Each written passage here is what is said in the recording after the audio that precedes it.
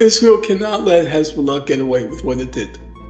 They will not. Even though I heard today, I was listening to something, about 60,000 Israelis have been displaced. Somewhere between 60 and 100,000 have been displaced.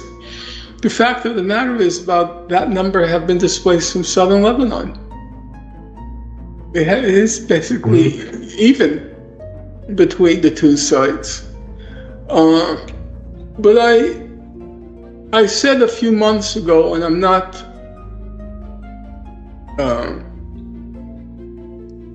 not yet convinced it's wrong even today. I said I believe we're closer. I think there's good reason to suppose we're closer to the beginning of the war than the end of the war. And I think there is reason to believe that now. Hezbollah has said, we'll stop the shelling if there's a ceasefire in Gaza.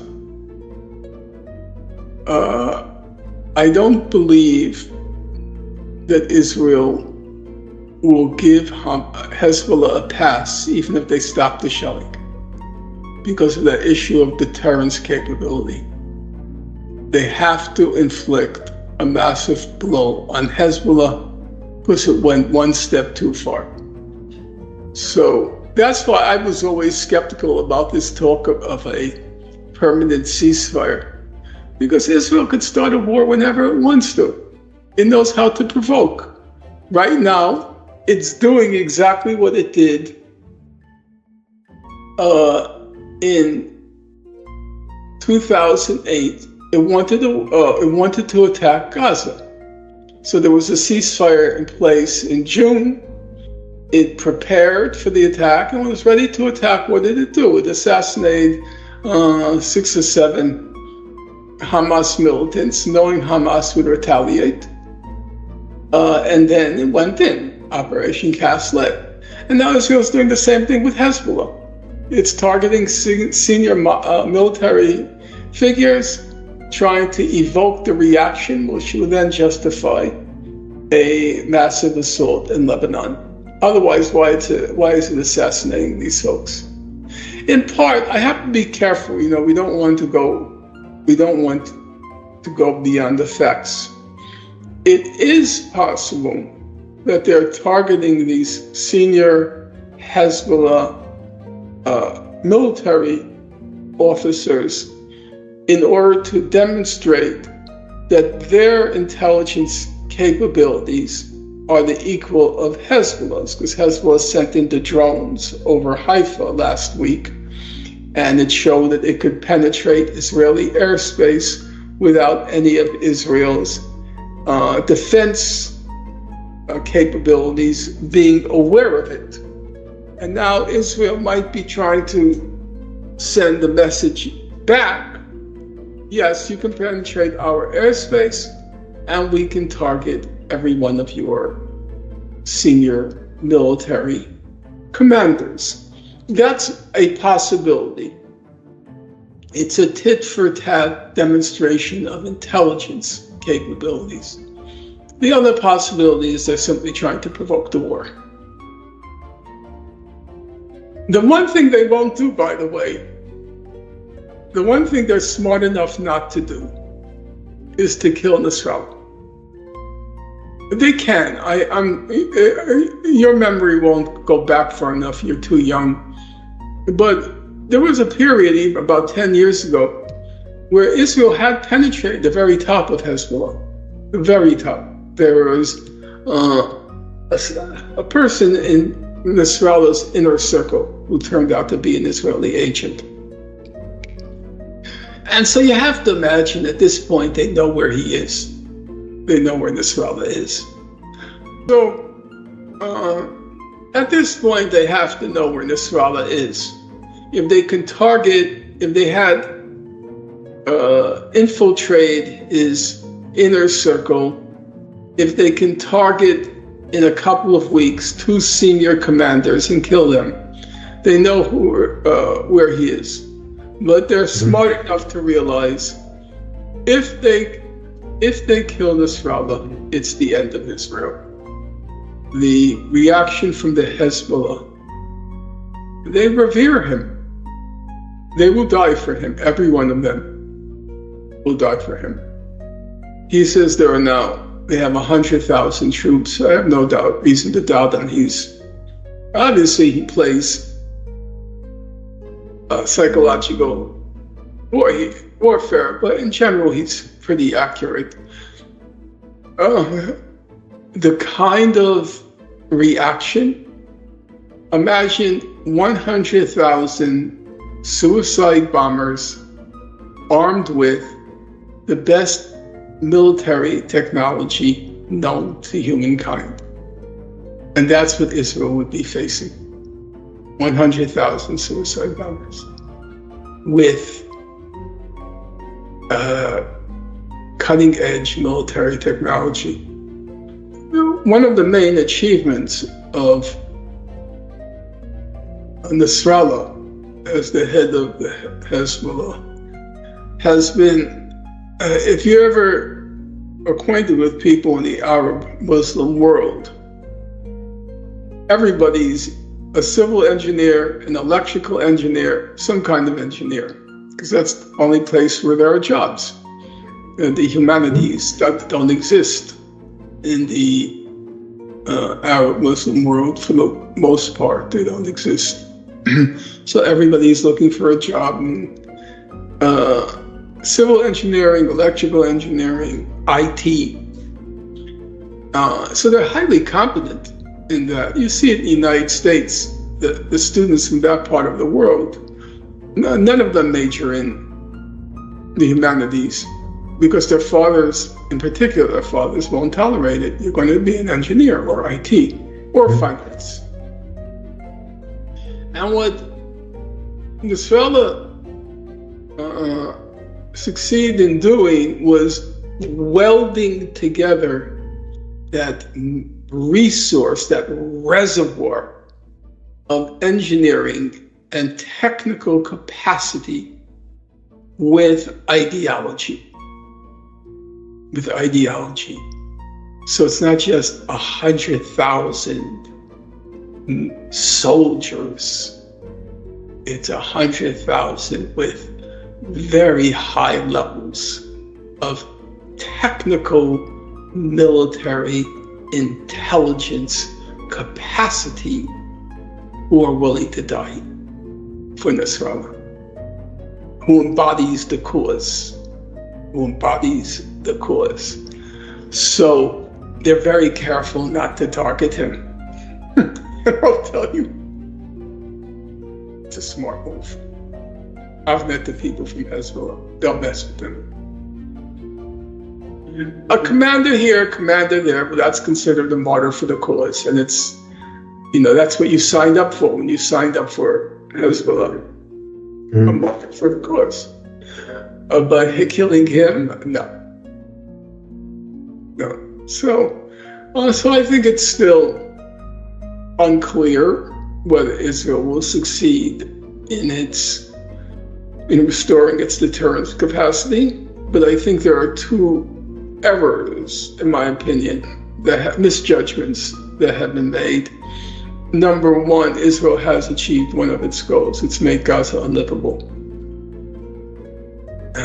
And behind, you won't see it happening, but slowly it will empty out. As I said, I was completely shocked when I heard yesterday 100,000 managed already to get into Egypt. And you have to know, because you're from that part of the world, Gaza is only 2.3 million people. You have that many Syrians now in Turkey. That these population transfers of that magnitude are not uncommon in the modern world, in the current world. Yes.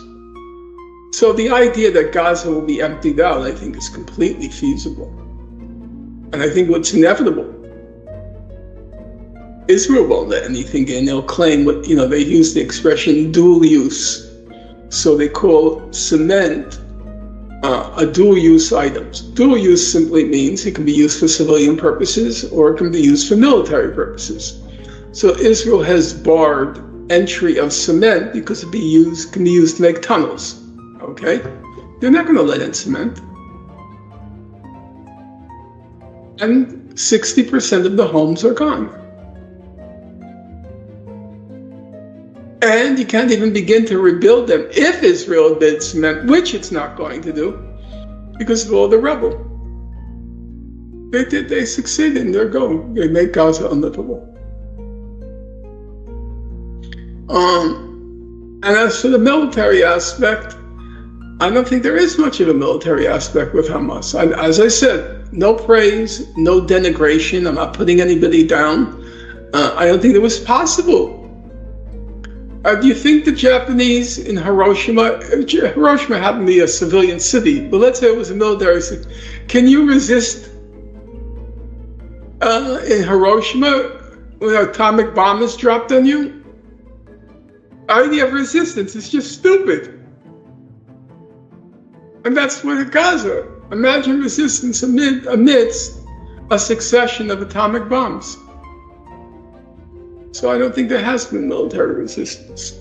There's been a couple of guerrilla attack here or there. That's it. Maybe 500 militants have been killed as a result of battles. Large numbers were killed because they were part of the indiscriminate killing of all the people in Gaza. That Israel's like a spider's web. You just blow on it and it disintegrates. It was his famous speech after the Battle of Ben Shabil. But that was marginal. I mean, not that Sayyid Nasrallah is a marginal figure, but that was certainly not mainstream thinking. After October 7th, it became mainstream thinking. And so Israel's second goal, after exacting revenge, was to knock that idea out of every Arab and Muslim's head. The idea that that the Arab Muslim world might have a military option against Israel. And the third goal was to solve the question of Gaza for once and for all. That, as one Israeli put it, I quote at the very end of my book on Gaza, he said, let's see if I can just find it here.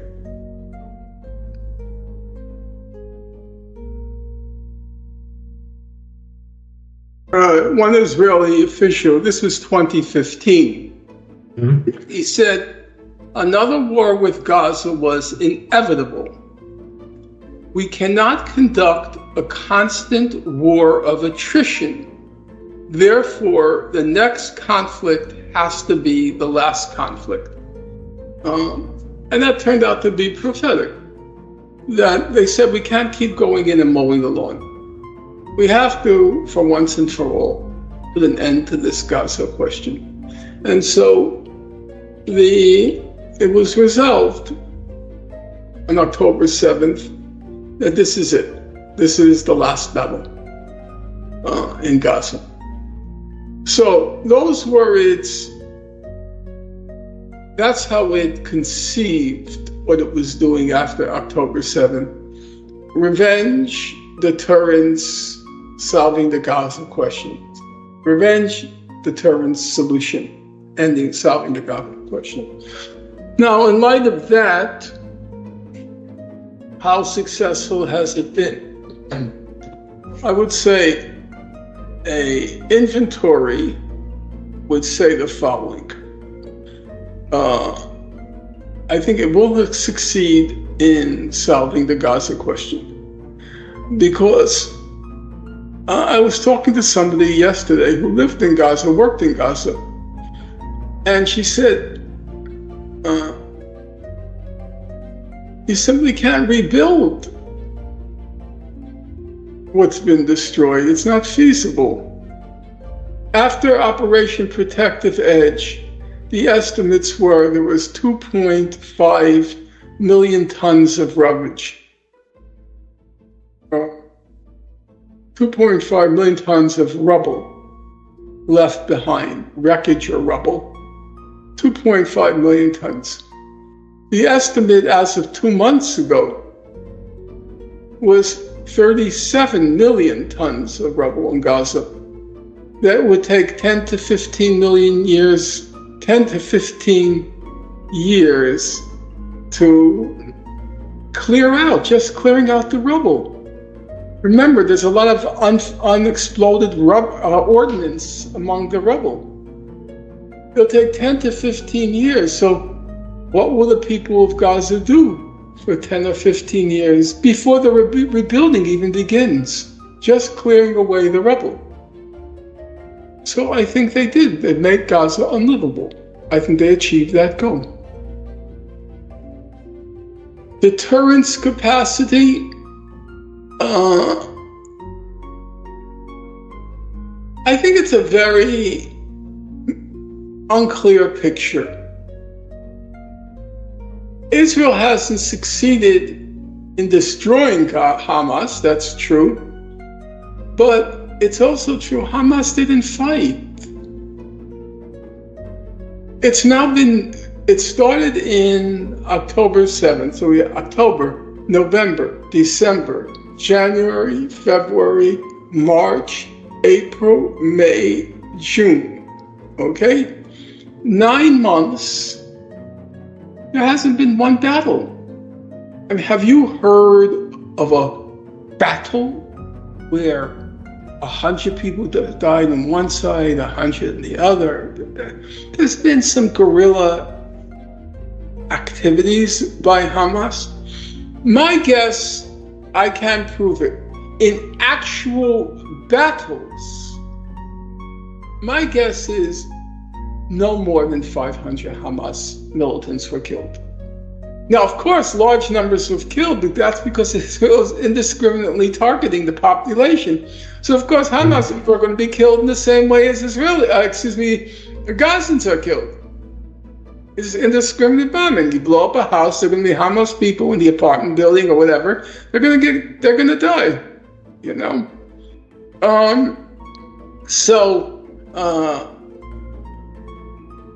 Hamas, I'm not faulting it, and it's not my business to fault it or to praise it. I'm just speaking objectively.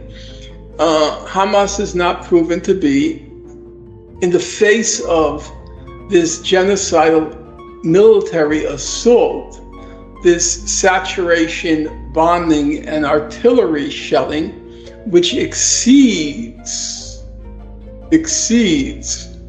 what the number of bombs dropped by the US, the Allies, on Hamburg and Dresden during World War II. There were more London too, I think. And during London, during the Blitz. And there were more bombs dropped in Gaza in 1 week than in Afghanistan in a year. It was just crazy. So how could you expect fighting? There was no way to fight. Everything was just being exploded and pulverized. So I'm not passing judgment, I never would, on Hamas. I'm just saying, as a military force, it's not been a significant factor. So what does it mean to defeat it militarily? I don't think it means all that much. Israel has reduced it to mean we want Sinwar's head. That's it. If we can hold up his head, then we can declare victory. I would say Hezbollah, it's a different issue. It's a different picture.